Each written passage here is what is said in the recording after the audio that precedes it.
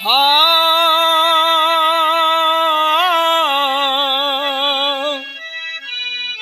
हाँ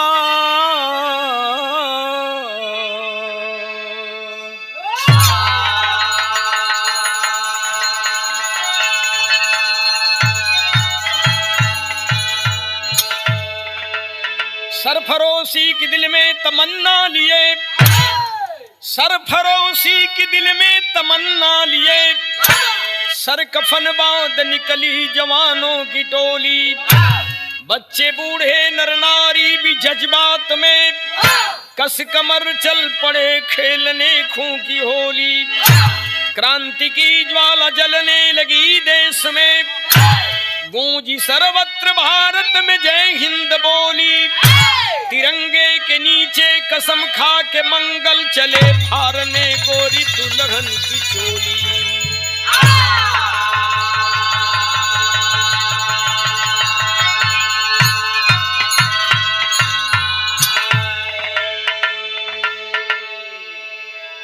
ध्यान दे प्रेमियों, 18वीं सदी की बात है। देश गुलाम था, लेकिन हमारे देश में बच्चे बच्चे आजादी के लिए तड़प रहे थे। काशी में वारेन हेस्टिंग्स का अत्याचार शुरू हो गया था। वारेन हेस्टिंग्स ने काशी नरेश महाराजा चेत सिंह पर उनके किले पे गोली चलवा दिया था। लेकिन ध्यान दे, एक ठे कव्वाली का तर्ज लगा था। अरे जिसके सर पे हाथ हरदम, जिसके सर पे हाथ हरदम गौस समदानी का है, और जिंदगी का क्या भरोसा बुलबुला पानी का है।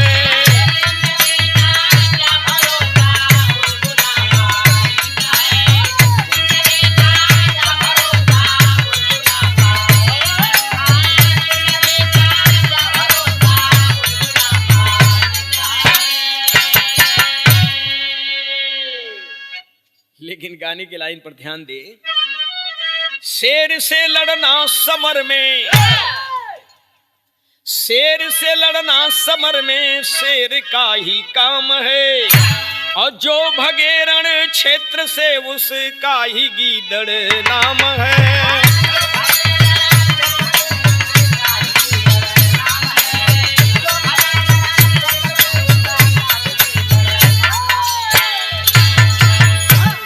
शेर से लड़ना समर में शेर का ही काम है, और जो भगे रण क्षेत्र से उसका ही गीदड़ नाम है। शेर का मुकाबला शेर ही कर सकता है।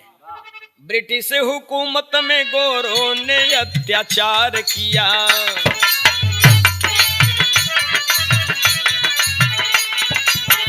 देश की जनता के संग काफी दुर्व्यवहार किया। गदर 1857 बेमिसाल हुआ, देश के कोने कोने में बड़ा बवाल हुआ।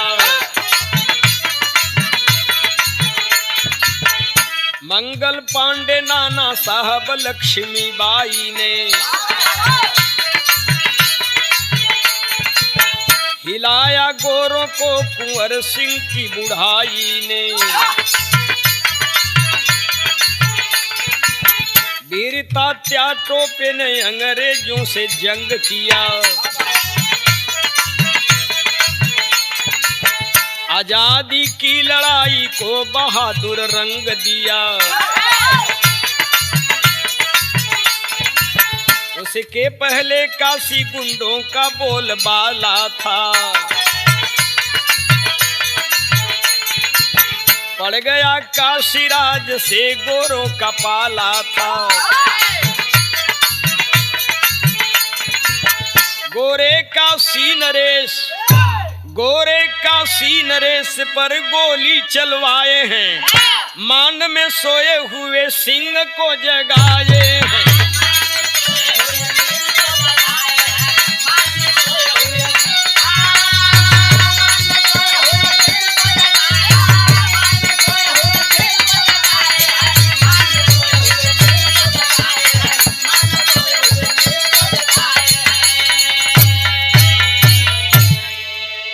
गोरे काशी नरेश पर गोली चलवाए हैं और मान में सोए हुए सिंह को जगाए हैं। चलवा दिया वारेन हेस्टिंग जो गोली, लेकिन अरे भागो गोरे क्रांति वीरों, भागो गोरे क्रांति वीरों ने दिया पैगाम है, और शेर से लड़ना समर में शेर का ही काम है।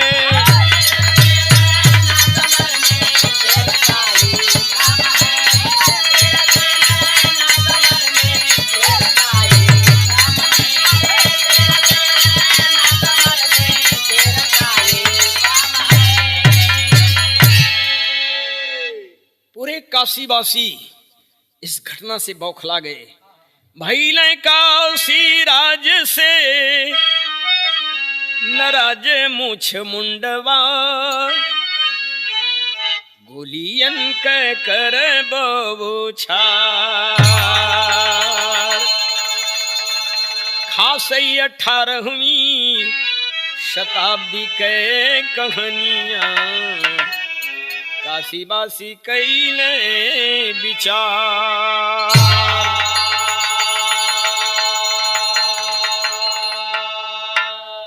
ये बात 1772 ईस्वी की है। 18वीं शताब्दी में काशी नरेश पर वारेन हेस्टिंग जब गोली चलवा दिया, पूरे काशी के लोग बौखला गए। तर्ज बदली मास्टर। अरे केहू लुटेरा केहू चोर हो जाला, केहू लुटेरा केहू चोर हो जाला, अवल जवानी बड़ा जोर हो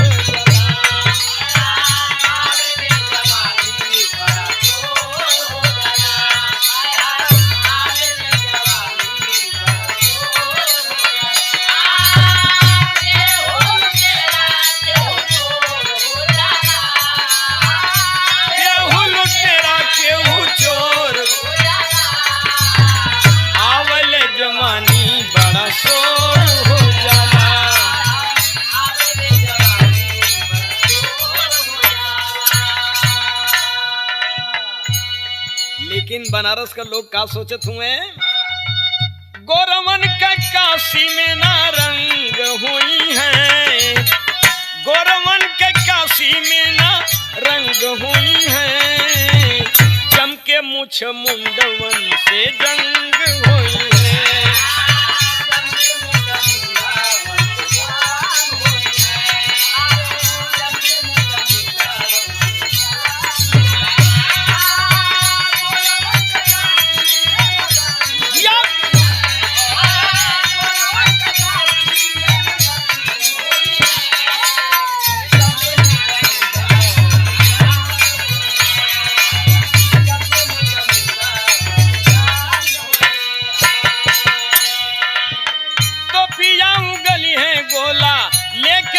भोला हुई है लठियन से मार हो,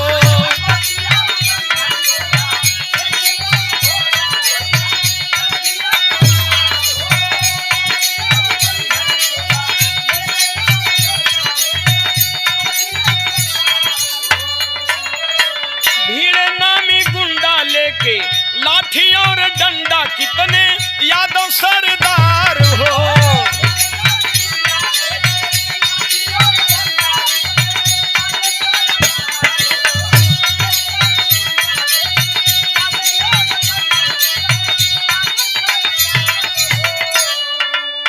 जोश बदे गंग के तरंग हुई है, जोश बदे गंग के तरंग हुई है, जम के मोछ मुंडवन से जंग हुई है।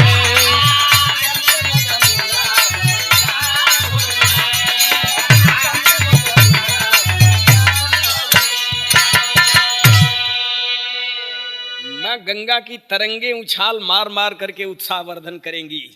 बनारस के नौजवान सोच रहे हैं, तर्ज बदल गई मास्टर साहब।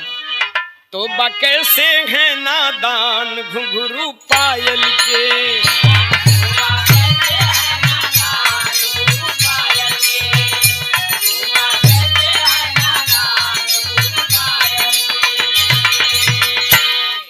सदाई छड़ी का आनंद धुन तर्ज कहो।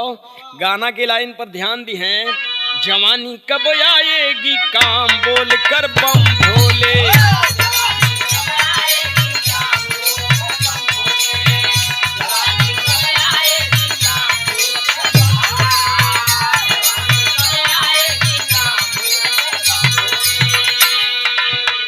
जवानी कब आएगी काम बोल कर बम भोले।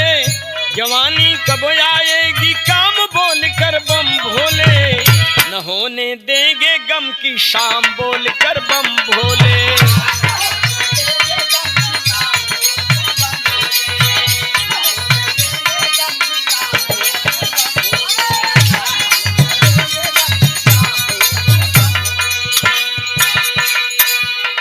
जगह जगह पर भिड़े बहादुर लेकर जान हथेली। है काटे मारे गोरन को मच गई रे लारेली बोल कर बम भोले। नौजवान कर गए जग में नाम बोल कर बम भोले।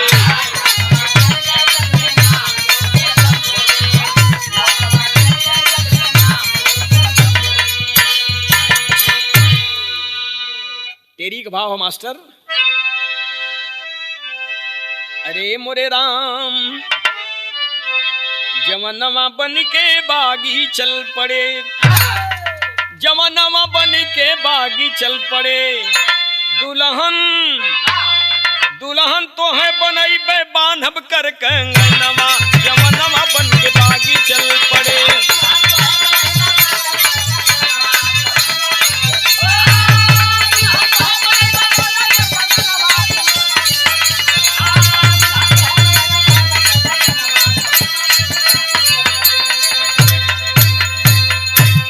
क्रांति पथिकले क्रांति दीप हर गली गली से निकल पड़े। काशी के गुंडे नागर भंगड़ भिक्षुक भी उबल पड़े। घर चाहो इज्जत गोरे तो फिर 7 समंदर पार करो। ऐ हिजड़े काशी के गुंडों से हार आज स्वीकार करो। कट जाएंगे मर जाएंगे, कट जाएंगे मर जाएंगे, पर सरना कभी झुकाएंगे। अब तो सर से हरा कफन बधा हम दुल्हन तुम्हें बनाएंगे। उससे में बनारस के 2 मशहूर गुंडे थे, दाताराम नागर और भंगड़ भिक्षुक। इस बात को लेकर, इस घटना को लेकर दाताराम नागर और भंगड़ भिक्षुक भी बौखला गए। तर्ज बदल गई मास्टर। गंगा किनारे मोरा गाँव हो, गंगा किनारे मोरा गाँव हो, घरे पहुँचा देवी मैया।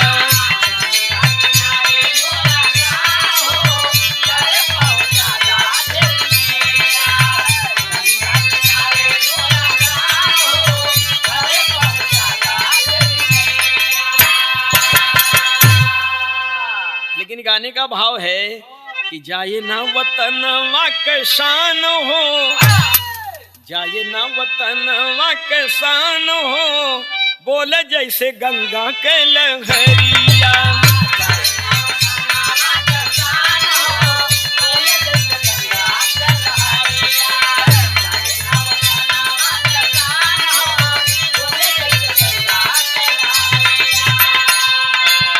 गंगा के लहरिया बोले काशी के नगरिया।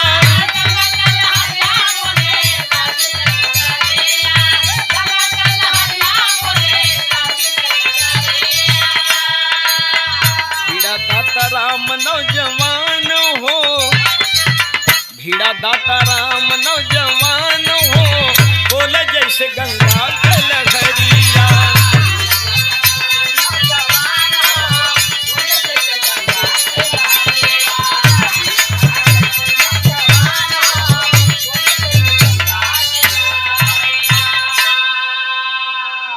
दाताराम नागर माँ गंगा के किनारे पहुंचता है, माँ गंगा को प्रणाम करता है। गंगा के जल को लेकर 1 अंजुली जल पीता है। जैसे माँ गंगा की लहरें, वो कलकल निनाद लहरों से आ रही थी, लेकिन ऐसा लग रहा था कि माँ गंगा की लहरें कह रही हैं कि देश की आन बान शान न जाने पाए। वार ने हस्टिंग जी कान खोल सुन ले ध्यान से, पार तू न पाएगा ये पापी हिंदुस्तान से। ले के हथेलिया पर जानो, ले के हथेलिया पर जानो, बोले जैसे गंगा के लहरिया।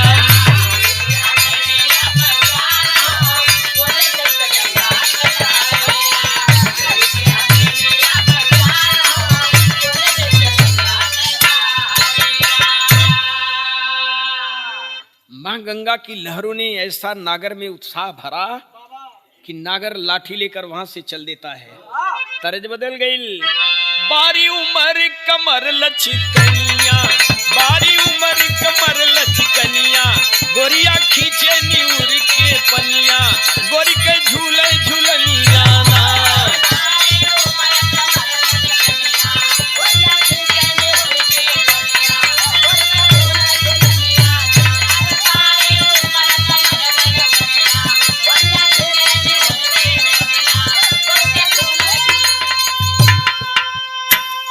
जिया अमेरिका मास्टर।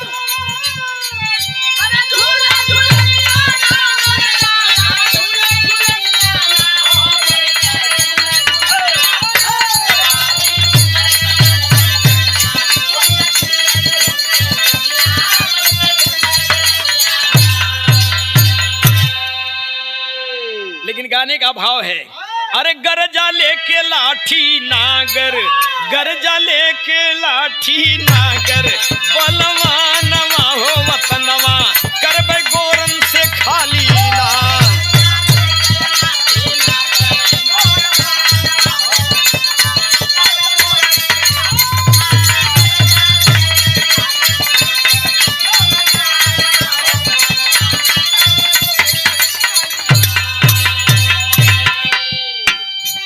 शिवाला घाट पे वीर बघेला, भिड़ गया अंग्रेजों से अकेला, भिड़ गया अंग्रेजों से अकेला, गजब लाठी के दिखाया खेला।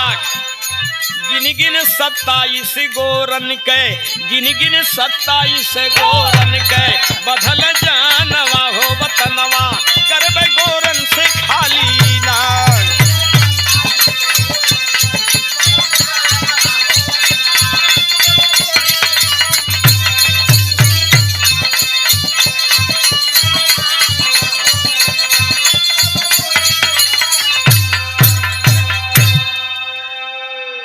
इसी वाराणसी में बाबूजी शिवाला घाट पे 27 गोरों को मौत के घाट उतार दिया नागर, लाठी से मार मार करके।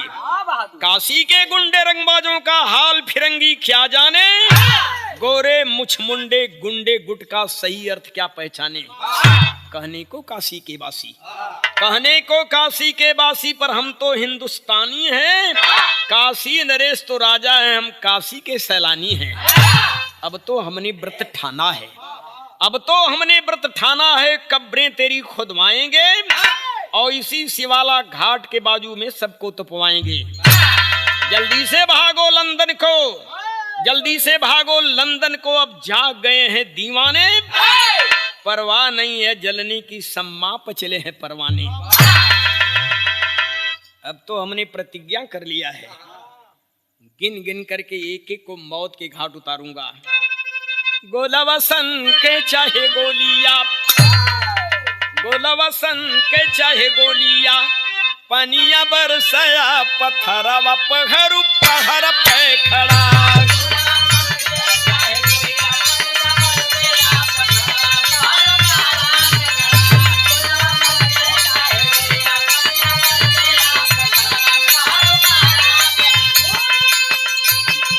जिया बाबू जिया।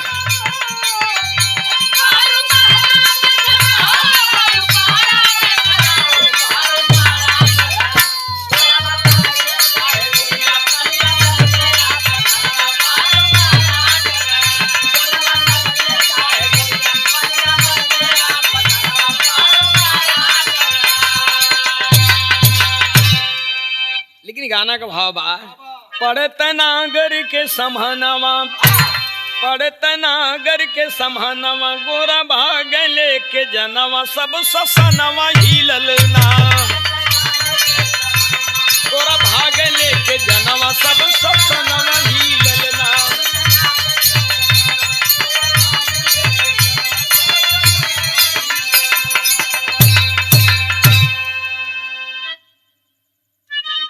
सुन करके इस घटना को वारेन हेस्टिंग जी घबराया।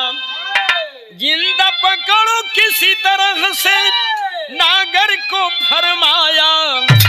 राजा चेत सिंह के मनवा चिंता छाई तो ने छनवा सब सपनवा हिलना।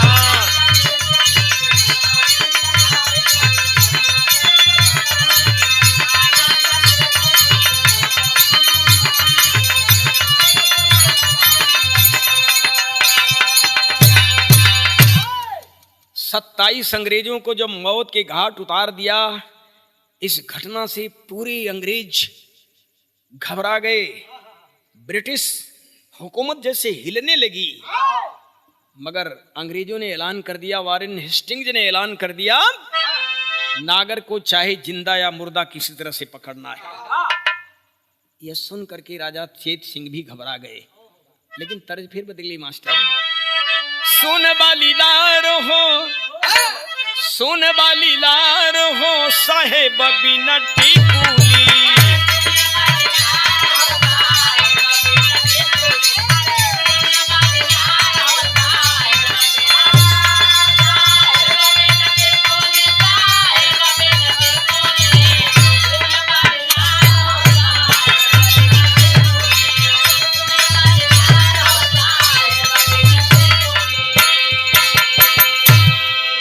टिकुली बिरल कहीं मिली है,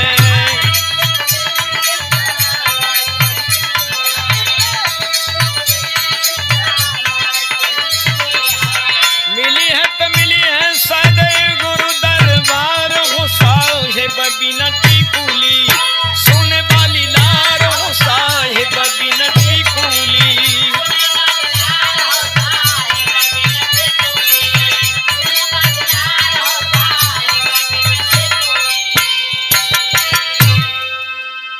तर्ज रहा, लेकिन गाना का भाव बा। मचल हाहाकार हो सहरिया में सागरों,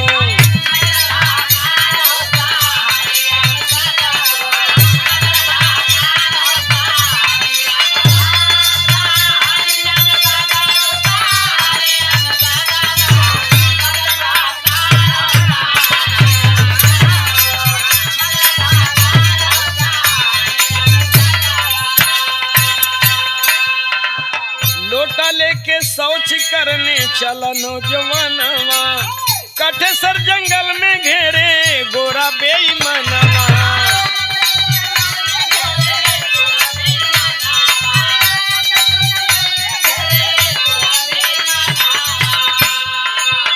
गोरवन से भीड़ा वीर नगर बलवानो, सहरिया में सागरों। गोरवन से भीड़ा वीर नगर ललकार हो, सहरिया में सागरों। मचा हाहाकार हो सहरिया में।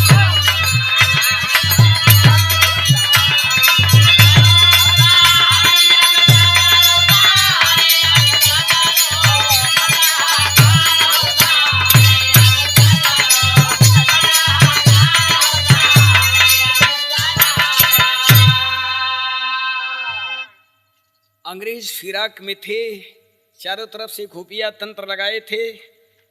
नागर लोटा का पानी लेकर कठेसर के जंगल की तरफ शौच करने चला है, लेकिन अंग्रेज घेर लिए बाबूजी। अरे लोटे से मार मार नौ को गिराया, अंग्रेजी पलटन की जड़ को हिलाया।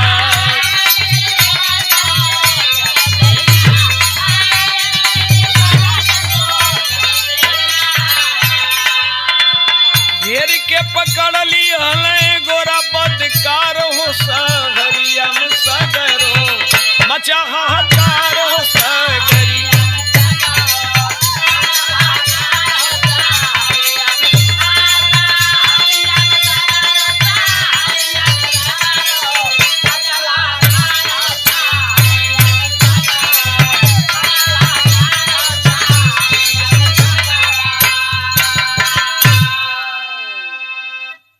लोटा से मार मार करके कठेसर जंगल में 9 अंग्रेज सिपाहियों को मौत के घाट उतार दिया। लेकिन वारेन हेस्टिंग्स का आदेश था उसे मारना नहीं है, जिंदा पकड़ना है। जिंदा पकड़ो किसी तरह से। बाप रे बाप, कितना बहादुर है। 27 को तो शिवाला घाट पे मौत के घाट उतार दिया और 9 को कठेसर जंगल में। बिरहा बिल्कुल करीब हो मास्टर, तेरी के पापड़ के अंदर भावा। बीड़ा बहादुर दाता राम अकेला काशी नगरी से, बीड़ा बहादुर दाता राम अकेला काशी नगरी से, दहलाया अंग्रेजों को अलबेला काशी नगरी से।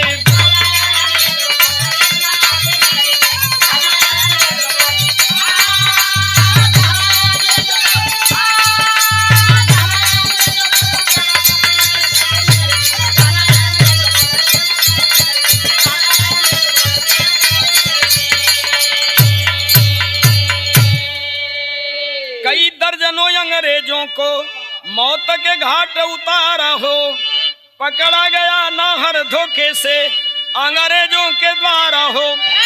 पहन बेड़ियां बम भोले के चेला काशी नगरी से, काले पानी भेजा गया बघेला काशी नगरी से।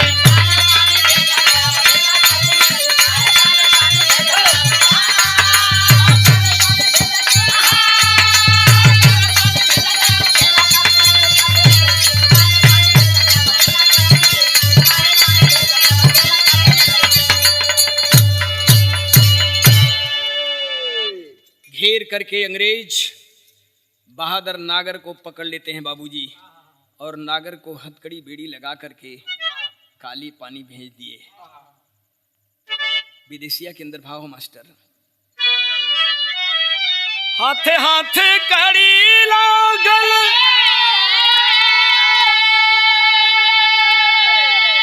पाँव में बेड़िया हो, काले पानी चल वीर नागर जवना।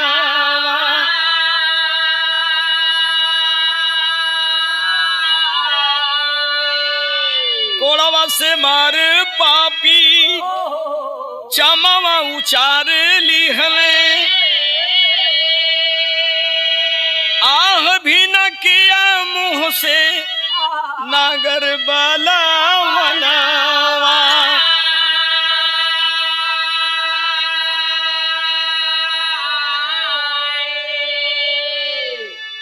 इतनी मार मारे, मार मार कर चमड़ी उधेड़ लिए बाबूजी, लेकिन धन्य है बहादुर नागर, आह तक नहीं किया।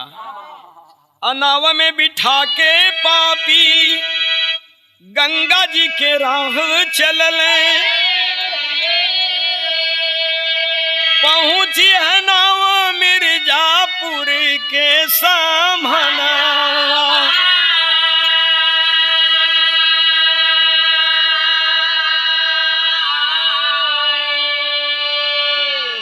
नागर की मुंह बोली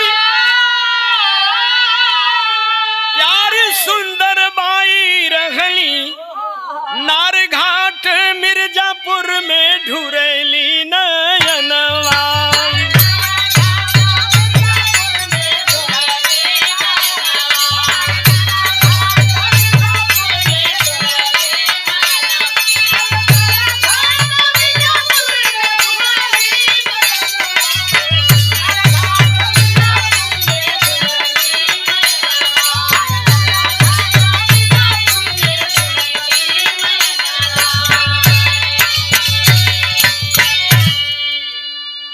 उस समय मिर्जापुर का एक मशहूर गुंडा मिश्रा था।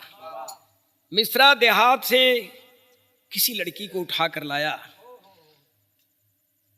उसे कस्मिन बना डाला था। लेकिन नागर जा करके मिर्जापुर में मिश्रा गुंडा को भी मारे थे। मिश्रा गुंडा को मार करके उस बिचारी की आबरू बचाए थे। नाम उसका रख दिया था सुंदर बाई।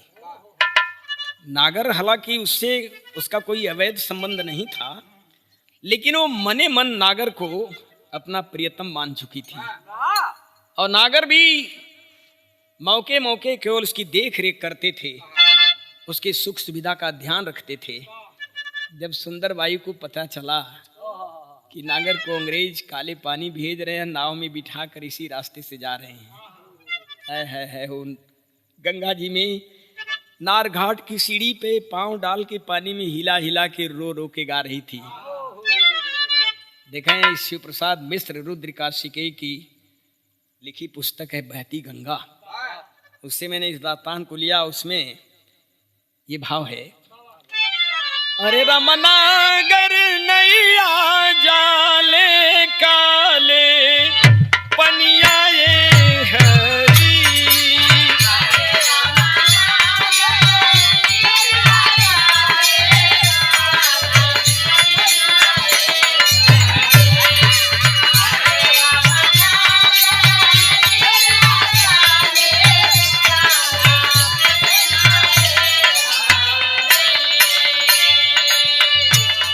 सब कार नैया जाले काशिया विशेषर रामा,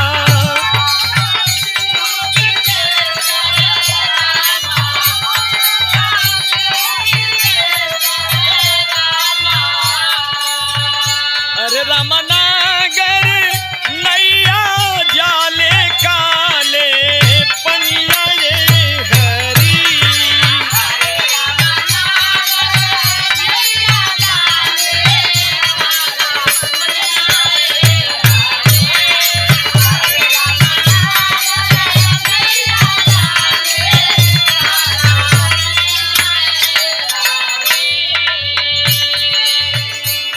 दिन गा रही है।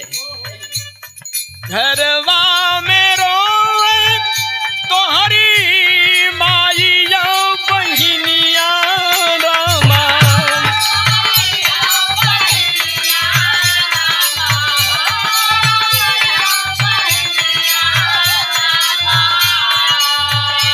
अरे रामा से जिया ऊपर रोवे बारी धनिया ये